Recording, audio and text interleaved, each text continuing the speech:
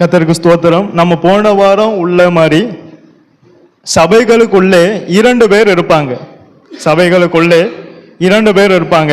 ஒன்று ஜெயம் பெறுகிறவர்கள், இன்னொன்று ஜெயம் பெறாதவர்கள். ஆனால் நாம் எல்லாருமே என்ன செய்யணும்? ஜெயம் பெறுகிறவர்களாய் மாறணும். ஜெயம் பெறுகிறவர்களாய் மாறணும்னா என்ன வேணும்? கவனம் வேணும் என்று பார்த்தோம். எதுலெல்லாம் கவனம் வேணும்? ஒன்று, தேவ அன்பு நம்மை விட்டு விலகாத படிக்கும்.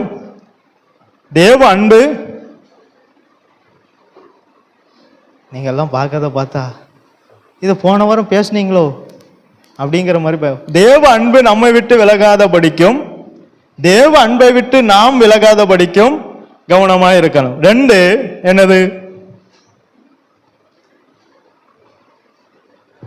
சொன்னதே சொன்னீங்க, அப்படி தொடர்ந்து சொல்ல வேண்டியதானே, திடீர்னு கேட்கிய.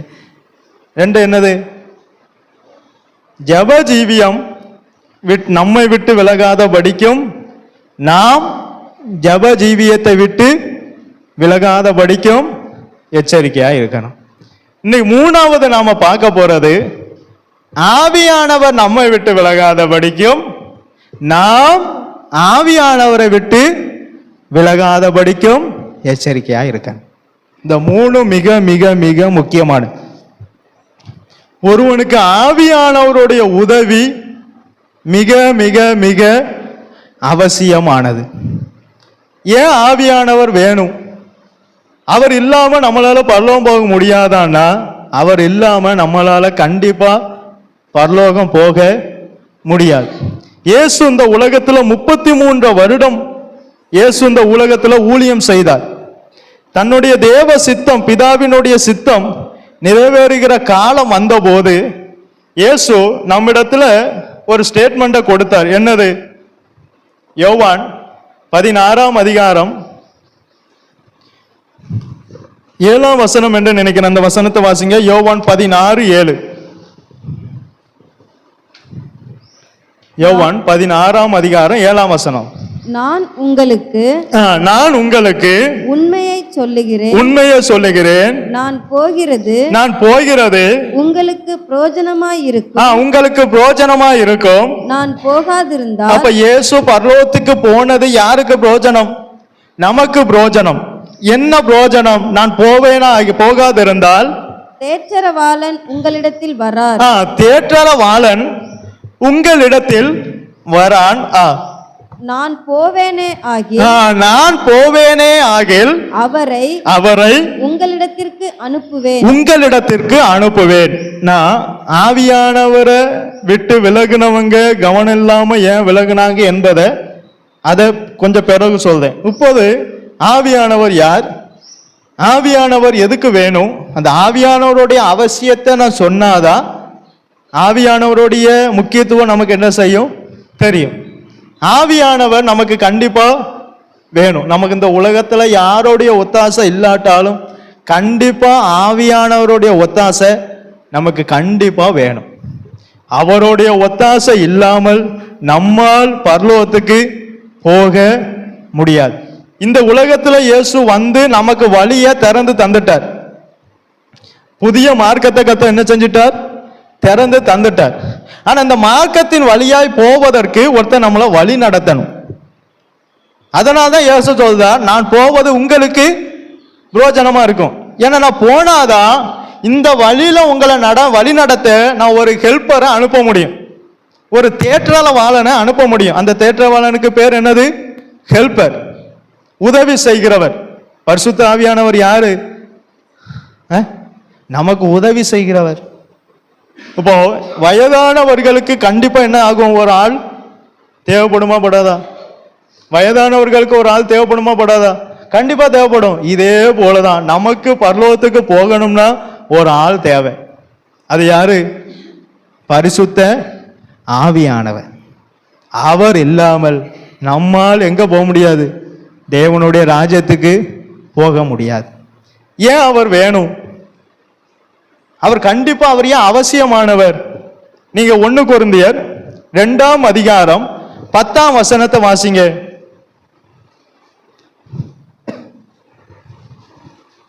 1 கொரிந்தியர் 2ஆம் அதிகாரம் 10வது வசனம். நமக்கு தேவன் அவைகளை ஆ, தமது ஆவியினாலே வெளிப்படுத்தினார். ஆ, அந்த ஆவியானவர் ஆ. அந்த ஆவியானவர் எல்லாவற்றையும் எல்லாவற்றையும் தேவனுடைய ஆழங்களையும் தேவனுடைய ஆழங்களையும் ஆராய்ந்திருக்கிறார். அவரால் மட்டும்தான் நம்மை தேவனுக்கு நேராக வழிநடத்த முடியும்.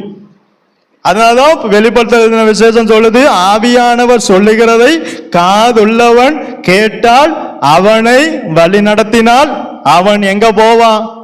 தேவனிடத்துக்கு போவான். ஏன் ஆவியானவர் வேணும்? ஏன்னா ஆவியானவர் மாத்திரமே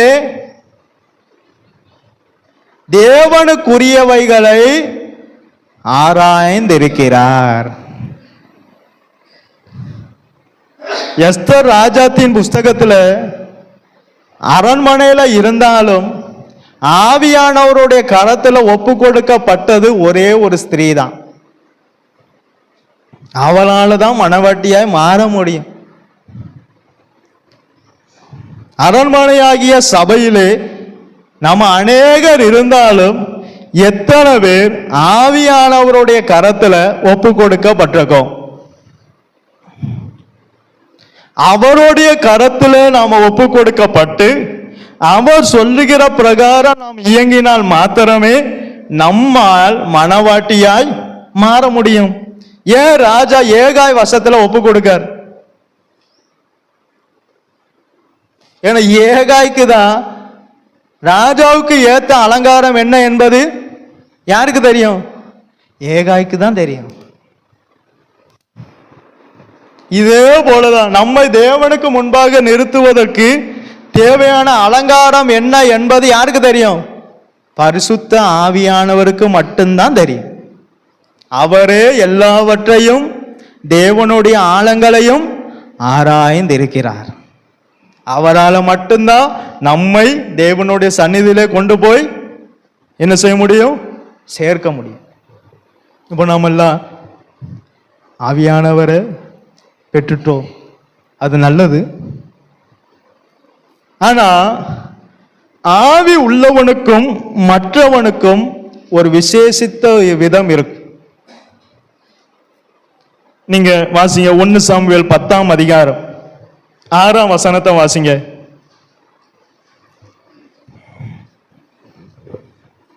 அப்பொழுது கர்த்தருடைய ஆவி உன்மேல் இறங்குவார். நீ அவர்களோட கூட தீர்க்க தரிசனம் சொல்லி. அப்ப இவன் மேல ஆவியானவர் ஒத்த மேல இறங்கிட்டார். ஆனால் அவனுடைய சேர்க்கையும் மாறுது. வித்தியாசம் இருக்கா? இதுதான் ஆவியானவர் உள்ளவனுக்கும் மற்றவர்களுக்கும் உள்ள வித்தியாசம். ஐயா, அது வரைக்கும் நீ எங்க இருந்த அது தெரியாது. ஆனா எப்போ கர்த்தருடைய ஆவியானவன் மேல இறங்கினாரோ அது முதல் நீ அவரோட கூட போட்டிருக்கா போடலையா? திரும்ப வாசிங்க. அப்பொழுது கர்த்தருடைய ஆவி உன்மேல் இறங்குவார். நீ அவர்களோட கூட. அப்ப இதுவரைக்கும் யாரோடு இருந்தார்? அதுக்கு தான் ஆவியானவர் வேணும். நமக்கு நடக்க தெரியாது. நம்மளால இந்த உலகத்துல நமக்கு நடக்க தெரியவே தெரியாது. அதுக்கு தான் ஆவியானவர் வேணும். அவருக்கு தெரியும் நம்ம எப்படி நடத்தி கொண்டு போகணும் என்பது, நம்மளை எங்க நடத்தி கொண்டு போகணும் என்பது, எந்த வழியில நடத்தணும் என்பது யாருக்கு தெரியும்? ஆவியானவருக்கு தெரியும். இப்ப இவன் சவுல் மேல ஆவியானவர் இறங்கின உடனே அவரோட கூட தீர்க்க தரிசனம் சொல்லி வேறு மனுஷனாவாய். டிஃபரண்ட். ஆவியை பெற்றவனுக்கும் மற்றவனுக்கு என்ன இருக்கணும்? வித்தியாசம் இருக்கணும். அவன் பாபிலோன்ல இருந்தாலும் தானியேலுக்குள்ள என்ன இருக்கும்? வித்தியாசம் இருக்கும். எகிப்துல யோசேப்பு இருந்தாலும் யோசேப்புக்குள்ள வித்தியாசம் இருக்கும். ஏன்னா அவன் வேறு மனுஷன். அவனுக்குள்ள விசேஷித்த ஆவி இருக்கு. அது அவனை வேறு மனுஷனா மாத்துது. இதான் ஆவியானவர். அவன் எங்க இருந்தாலும் அவன் எப்படி இருப்பான்? வித்தியாசமா தான் இருப்பான். வேறு மனுஷனா இருப்பான். ஆனா இந்த உலகத்துல தான் இருப்பான். ஆனா அவன் எப்படி இருப்பானா? வேறு மனுஷன். பாபிலோன்ல தான் தானியேல் இருந்தார். ஆனா அவனுக்குள்ள என்ன இருந்துதான்? விசேஷித்த ஆவி. வேறு மனுஷனாய் நம்மை மாற்றக்கூடியவர் தான் ஆவியானவர். இந்த மனுஷனால எங்க போக முடியாது?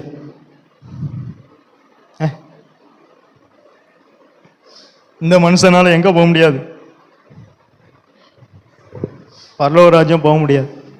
அந்த ஆவியானவருடைய ஒத்தாசை இருந்தா மட்டும்தான் நம்மளால எங்க போக முடியும்?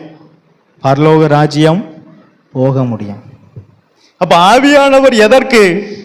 நமக்கும் மற்றவர்களுக்கும் ஒரு வித்தியாசத்தை உண்டாக்குவதற்கு. இந்த ஆவியானவர் 7 காரியங்களை நமக்கு செய்வார்.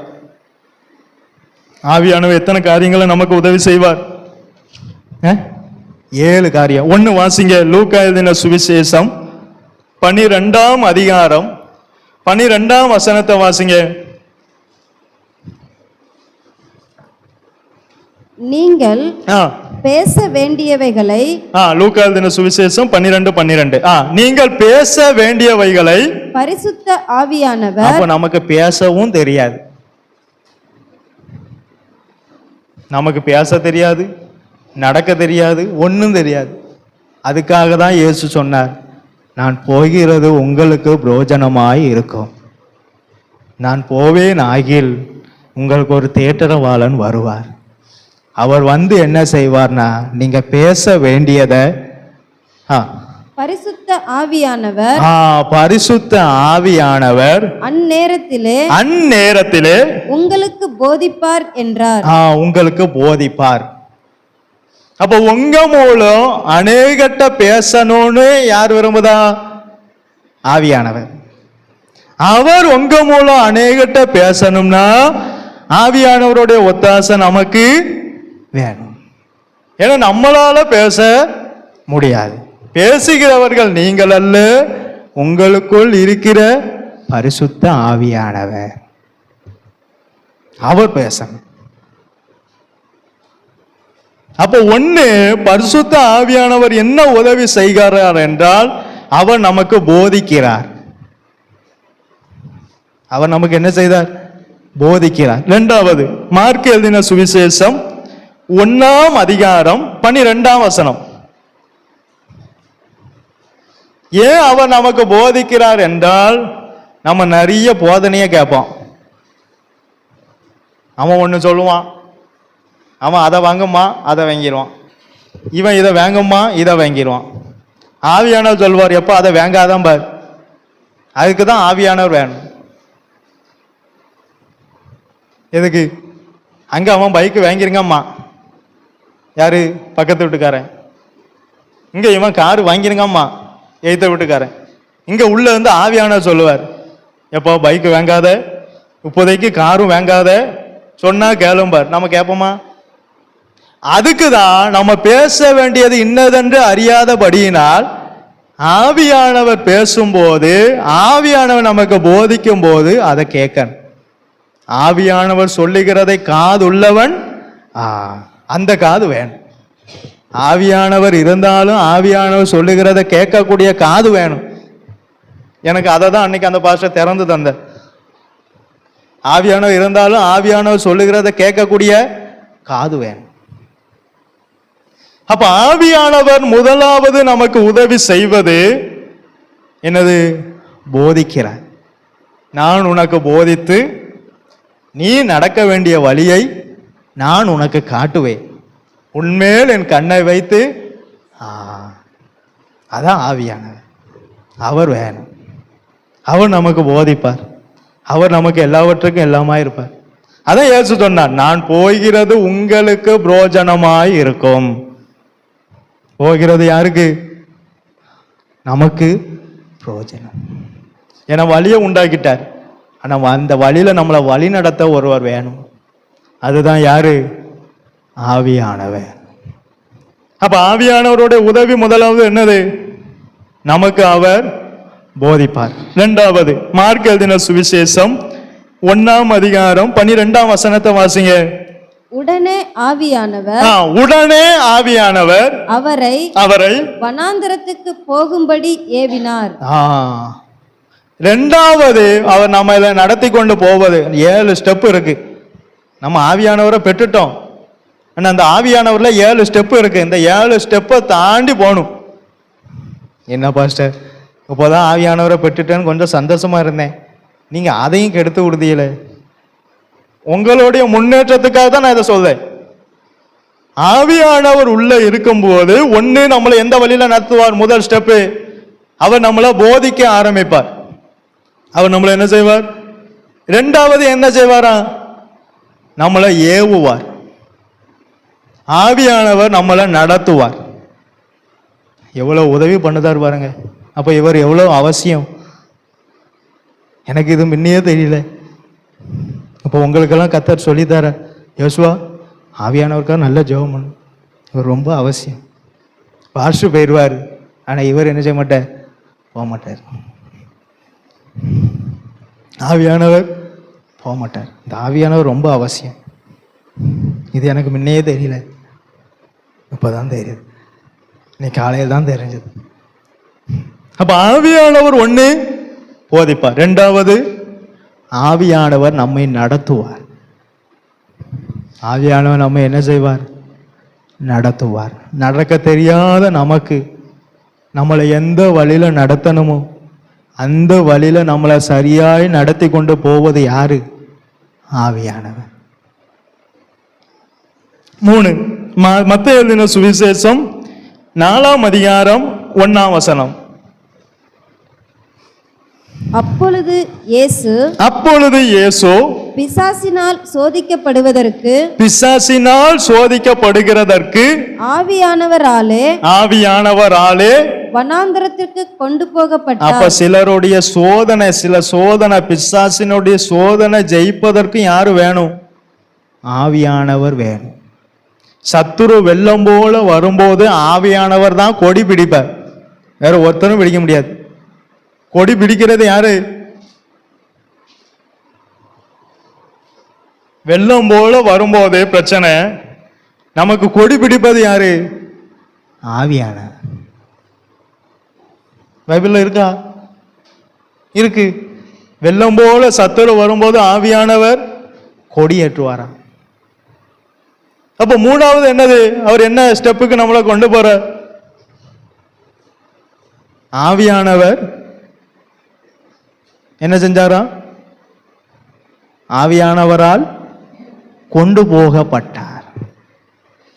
ஆவியானவர் நடத்துதல் வேற, ஆவியானவர் கொண்டு போவது வேறு. இப்ப ஆவியானவர் என்ன நடத்துதார்னா, இங்கேருந்து நான் சில காரியங்களை பார்ப்பேன், ஆனா ஆவியானவர் கொண்டு போறது அங்க. ஒரு உதாரணத்துக்கு சொல்லித்தரேன். ஆவியானவர் என்ன செய்தார்? கொண்டு போறார். ஆனா ஆவியார் நடத்துதல் அங்க இருந்து கர்த்தர் நம்மளை என்ன செய்வார்? சில நடத்துதல் உண்டாகும். ஆனா கொண்டு போறது வேறு. பிலிப்புவை தண்ணீரில் இருந்து பிலிப்புவும் கந்தாகிய மந்திரியும் ஏறின உடனே ஆவியானவர் பிலிப்புவை கொண்டு போயிட்டார். எங்க போனானே தெரியாது. என்ன செஞ்சார்? ஆவியானவர் பிலிப்புவை கொண்டு போனார். இதான் 3வது அனுபவத்துக்குள்ள நம்மளை நடத்துவார். இல்ல எவ்வளவு அனுபவம் இருக்கு பாருங்க. 4வது அப்போஸ்தலர் 16ஆம் அதிகாரம் 7ஆம் வசனம். மீசியா தேசம் மட்டும் வந்து பித்தினியா நாட்டுக்கு போக பிரயத்தனம் பண்ணினார்கள். இவங்க தீர்மானம் வந்தாங்க, இந்த நாட்டுக்கு போகணும், இந்த ஊருக்கு போகணும், இன்னைக்கு இந்த வண்டி வாங்கணும், இன்னைக்கு கார் வாங்கியே ஆகணும், இன்னைக்கு வீடு கட்டியே ஆகணும், இன்னைக்கு வெளிநாடு போயே ஆகணும். இப்படி பிரயத்தனம் பண்ணும்போது ஆவியானவரோ அவர்களை போக ஒட்டாதிருந்தார். வித்தியாசத்தை பாருங்க. அங்க மனுஷன் செயல்படுதா, இங்க ஆவியானவர் செயல்படுதா. ஒரே வசனத்துல 2 வித்தியாசம். இதான் வேறு மனுஷன். இவங்க இந்த பித்தினியா நாட்டுக்கு போகணும்னு தீர்மானம் வந்தாங்க, பிரயத்தனம் வந்தாங்க. ஆனா ஆவியானவர் சொல்றார், எப்பா அந்த நாட்டுக்கு ஆவியானவரோ போக ஒட்டாது இருந்தார். அப்ப ஆவியானவர் நடத்துவார், ஆவியானவர் கொண்டு போவார், ஆவியானவர் தடையும் பண்ணுவார். அதுக்குதான் ஆவியானவர் வேணும். அதுக்குதான் ஆவியானவர் கண்டிப்பா வேணும். இப்ப நம்ம ஒரு இப்படி நடந்து போறோம், ஒரு கல் இருக்கு நமக்கு தெரியுமா? ஒரு முள் இருக்கு தெரியுமா? தெரியுமா? தெரியுமா? அதுக்கு யார் வேணும்? இந்த கல்லு முள்ளு தெரியும், சாத்தா வைக்கிற கல்லு முள்ளு தெரியுமா? அதுக்கு தான் ஆவியானவர். ஆவியானவர் தடை பண்ணுவார். இப்போ உனக்கு முன்னாடி ஒரு கல் இருக்கு, ஒன்று தாண்டி போ, இல்லைன்னா வாரமா போ. உனக்கு முன்னாடி ஒரு முள் இருக்கு, ஒன்று அந்த முள்ளை தாண்டி போ, இல்லைன்னா. ஆவியானவர் போக ஒட்டாது இருந்தார். நாங்க பிரயத்தனம் பண்ணோம் அந்த நாட்டுக்கு போகணும்னு, காரு வாங்கணும்னு, பைக்கு வாங்கணும்னு தீர்மானம் பண்ணோம். ஆனா ஆவியானவருக்கு சித்தம் இல்லை. நம்ம எல்லாரும் பிதாவின் சித்தத்தை பார்ப்போம், இங்க ஆவியானவர் என்ன சொல்றாருங்கிறதையும் அதையும் பார்க்கணும். ஆவியானவர் பெற்ற பிறகுதான் ரொம்ப கவனமே வேணும். ஆவியானவரை பெற்ற பிறகுதான் ரொம்ப கவனம் வேணும். அப்ப ஏன் பாஸ்டர் ஆவியானவர் நான் 1982 பெற்றுட்டேன் பாஸ்டர், ஆவியானவர் எனக்கு ஒண்ணுமே பேச மாட்டேக்கார? ஆவி இருக்கு, அந்த ஆவியில என்ன இல்லை? உயிர் இல்லை. ஆவியில என்ன வேணும்? இங்க ஆவியில உயிர் இருந்தாதான் ஆவியானவர் நம்ம கிட்ட பேசுவார். பெற்று எத்தனை வருஷம் ஆனாலும் அந்த ஆவியில என்ன இருக்கணும்? அனல் இருக்கணும். அசதியா இராமல் ஜாக்கிரதையா இருங்கள், ஆவியிலே ஆவியில அனலோன இந்த கையெல்லாம் தீயா எரியும், தீயெல்லாம் பிடிச்ச மாதிரி இல்லை, அதெல்லாம் இல்லை. அந்த ஆவிய அணைய விடாம காத்துக்கொள்ள. ஆவிய குத்து விளக்குல எப்பொழுதும் விளக்கு எரிந்து கொண்டே இருக்கும். குத்து விளக்குல எப்போதும் விளக்கு எரிந்து கொண்டே இருக்கும். சரி, வேகமா போறேன். 5 ரோமர் 8:26 வாசிங்க. அவர் 5வது என்ன உதவி பண்றாருன்னு. ரோமர் 8:26. அந்தபடியே ஆவியானவரும் நமது பலவீனங்களில் நமக்கு உதவி செய்கிறார். நமக்கு உதவி செய்கிறார். ஆவியானவர் நம்முடைய பலவீனங்கள்ல அவர் என்ன செய்தாராம்? உதவி செய்தார். பாஸ்டர் எனக்கு தூக்கமா வருது வசனம் கேட்கும் போது, ஆனா ஆவியானவர் உள்ள இருந்தா ஆவியானவர் உதவி செய்வார். பாஸ்டர் எனக்கு வசனமே கவனிக்க முடியல, ஆனா ஆவியானவர் உள்ள இருந்தா ஆவியானவர் உதவி செய்வார். பாஸ்டர் இந்த வசன பிரகாரம் என்னால் நடக்கவே முடியல, ஆனா ஆவியானவர் உள்ள இருந்தா ஆவியானவர் உதவி செய்வார். நம்முடைய பலவீனங்களில் நமக்கு உதவி செய்வதற்காக தான் ஆவியானவர் கொடுக்கப்பட்டது. அடுத்த தொடர்ந்து வாசிங்க. நாம் ஏற்றபடி வேண்டிக் கொள்ள வேண்டியதின்னதென்று. ஏன்னா நமக்கு தேவன் நமக்கு என்ன சித்தம் வச்சிருக்கான்னு தெரியாது. நாம பாட்டுக்கு நம்ம இஷ்டத்துக்கு ஜெபம் பண்ணுவோம். என்ன ஜெபம் பண்ணுவோம்? கர்த்தாவே எனக்கு ஒரு 30,000 தாரும். என்ன தாரும்? நம்ம உண்மையாவே நம்ம ஜெபம் பண்ணும் போது ஆவியானவர் இருப்பார். அவரை ஜெபம் பண்ண விடுவோமா? பண்ணே விட மாட்டோம். அங்க என்ன போட்டிருக்கு? நமக்கு ஏற்றபடி வேண்டிக் கொள்ள வேண்டியதின்னதென்று. நமக்கு ஜெபம் பண்ணக்கூடிய ஜெபம் என்னதென்று தெரிய மாட்டேக்கு. அதான் பாட்டு படிப்போமே, எப்படி நான் ஜெபிக்க வேண்டும். எதற்காக ஜெபிக்க வேண்டும்? கற்றுத்தாரும் ஆவியானவரே. அவர் வேணும். உண்மையை இயேசுவை போல யாரும் இல்லைங்கிற மாதிரி ஆவியானவரை போல யாரும் இல்லை.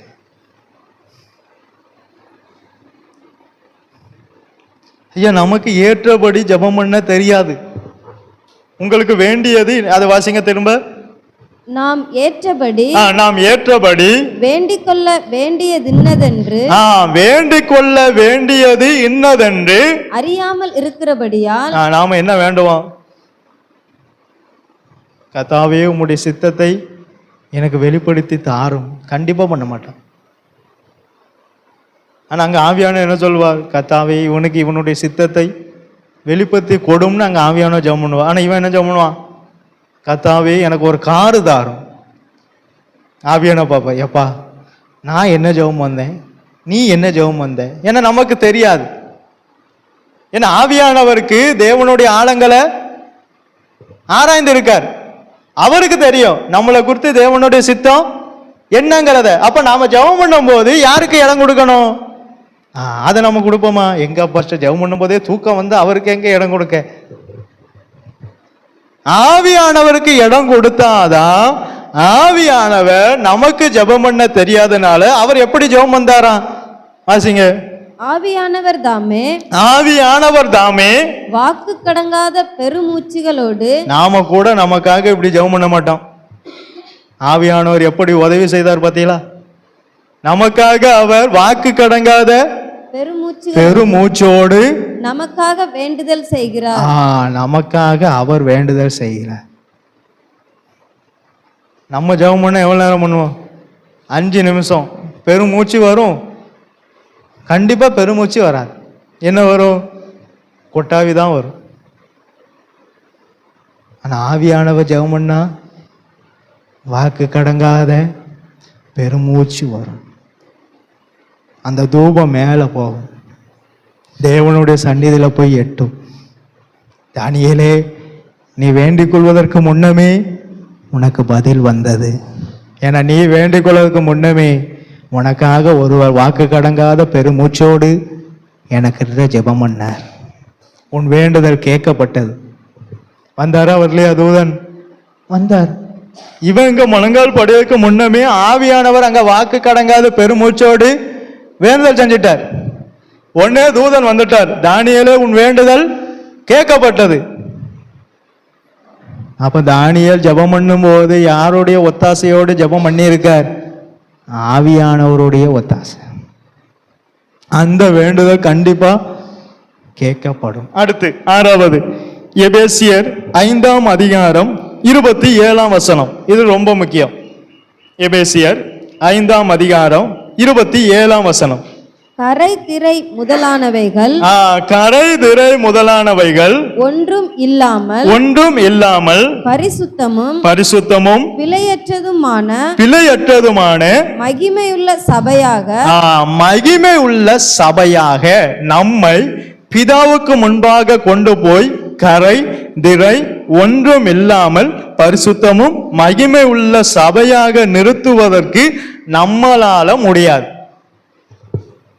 நம்மளால என்ன பிரயாசப்பட்டாலும் கரை திரை ஒன்றும் இல்லாமல் பரிசுத்தமும் மகிமை உள்ள சபையாக பிதாவுக்கு முன்பாக நிற்க முடியாது. அதற்காக கொடுக்கப்பட்டதான் யாரு?